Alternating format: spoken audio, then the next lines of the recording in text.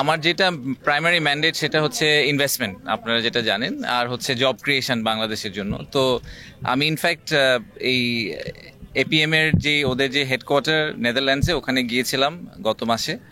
তো এবং ওনাদের পোর্টের যে, ওনারা তো বিভিন্ন দেশে পোর্ট অপারেট করেন, আপনারা জানেন যে ওনারা ওয়ার্ল্ডের সবচেয়ে one of the biggest port operators. তো ওনাদের যেই সিইও, তার নিচে চিফ ইনভেস্টমেন্ট অফিসার বলে একজন আছে, উনি আমার চাকরিটা আর কি ধরেন ওনার ওই কোম্পানির হয়ে করেন।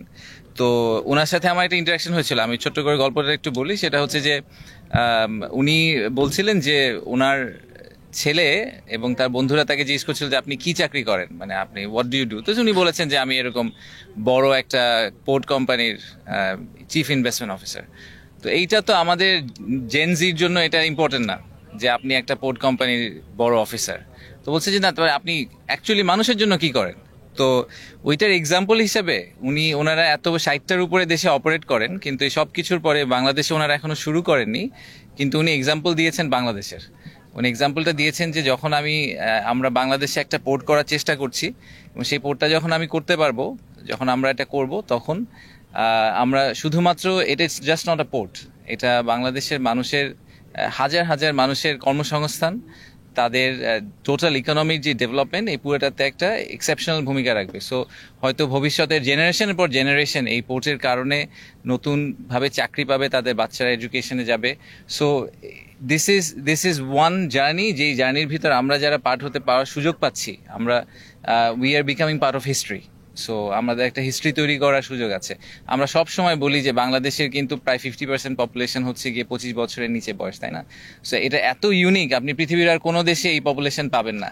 তো তাদের ভবিষ্যৎ যে যে ভালো হবে, সেটাকে এনশিওর করার কিন্তু একমাত্র উপায় হচ্ছে আমাদের দেশকে একটা ম্যানুফ্যাকচারিং হাব করা, এবং সেটার জন্য port capacity is very important.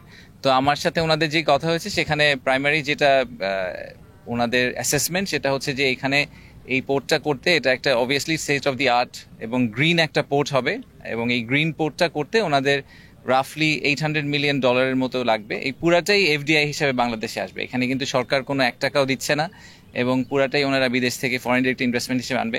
Context হিসেবে বলি, আপনারা জানেন যে বাংলাদেশের এফডিআই নাম্বারটা কিন্তু খুবই ছোট।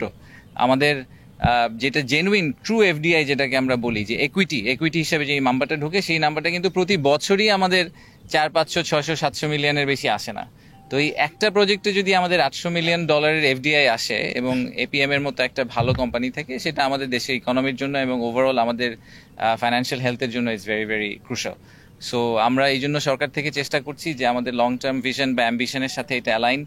অ্যাট দ্য সেম টাইম এই কোম্পানিটা গ্লোবালি খুবই ওয়েল রেপুটেড, তাদের অপারেশনাল এক্সপিরিয়েন্সও খুব ভালো, তারা ওই নলেজটা নিয়ে আসবে, তারা গ্রিন পোর্টের কনসেপ্ট নিয়ে আসবে বাংলাদেশে, এবং আমাদের আশা হচ্ছে যে এর মাধ্যমে অনেক মানুষের কর্মসংস্থান হবে, এবং অ্যাট দ্য সেম টাইম আমাদের যে ওভারঅল এফডিআই নাম্বারটা, সেই নাম্বারটাতে একটা সিগনিফিক্যান্ট স্পাইক হবে।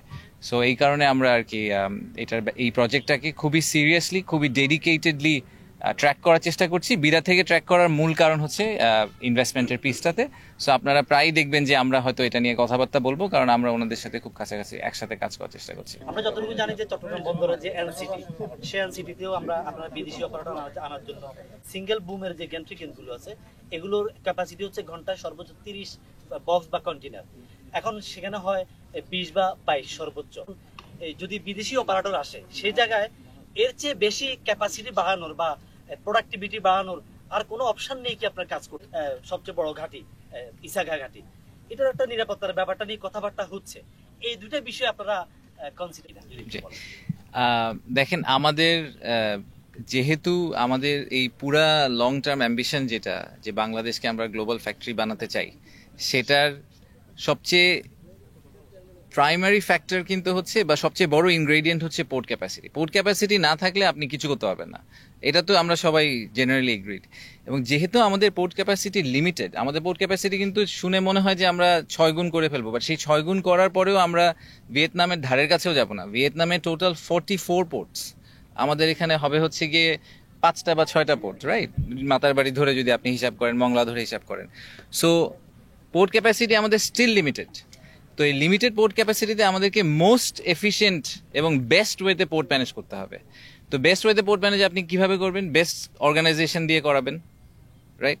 তো ওয়ার্ল্ডের যারা টপ পোর্ট অপারেটর তাদেরকে আনার আমাদের মূল উদ্দেশ্য হচ্ছে যে আমাদের যেহেতু আমাদের ল্যান্ড লিমিটেড, আমাদের ক্যাপাসিটি লিমিটেড, সেই লিমিটেড ক্যাপাসিটিকে যাতে আমরা বেস্ট ইউটিলাইজ করতে পারি। ঠিক আছে? সো এই এফিসিয়েন্সির কথা যে আপনি বলছেন, আমি এক্সপার্ট না, আমাকে পোর্ট চালাতে দিলে এই পোর্ট ফেল করবে, কিন্তু যারা এক্সপার্ট তাদেরকে দিয়ে চালাতে দিলে আমি প্রিটি কনফিডেন্ট যে এখানে প্রোডাক্টিভিটি এফিসিয়েন্সি বাড়ানো সম্ভব। আর নিরাপত্তার ব্যাপার আপনি যেটা বললেন, দেখেন আমাদের নেইবারিং কান্ট্রি ইন্ডিয়া পাকিস্তানের কথা যদি বলি, এই সবাই অনেকে ডিপি ওয়ার্ল্ড নিয়ে অনেক কথা বলে। ডিপি ওয়ার্ল্ড ইন্ডিয়াতে পাঁচটা পোর্ট চালায়, পাকিস্তানে একটা পোর্ট চালায়, আরও তারা 60-70টা দেশে পোর্ট চালায়। In fact majority of the global port operators তারা তাদের নিজেদের দেশে হয়তো 1-2টা পোর্ট চালায়, কিন্তু গ্লোবালি তারা আরও 60-70টা দেশে পোর্ট চালায়। তো কারোই সিকিউরিটি কনসার্ন হয় না, আমাদেরই খালি সিকিউরিটি কনসার্ন হয়ে যায়। এটা দ্যাটস আনফর্চুনেট। আমার মনে হয় যে I have a lot of trust in Bangladesh navy. আমি শিওর যে ওনারা জানেন যে ওনাদের আমাদের যে নেভাল সিকিউরিটি বলেন বা ম্যারিটাইম সিকিউরিটি, ওটা কিভাবে ওনাদেরকে হ্যান্ডেল করতে হবে। ওনারা তো আমাদের সমুদ্র পাহারা দিচ্ছেন এবং খুব ভালোভাবেই দিচ্ছেন এবং খুবই লিমিটেড নাম্বার অফ ভেসেলস দিয়ে করছেন। সো আমি প্রিটি শিওর যে দেশের ন্যাশনাল ইন্টারেস্ট, কমার্শিয়াল ইন্টারেস্ট ওনাদের পক্ষে ম্যানেজ করা খুবই সম্ভব হবে এবং ওরা ওটা খুব ভালোভাবে করতে পারবেন। সো আমি এটা নিয়ে একেবারেই বলবো।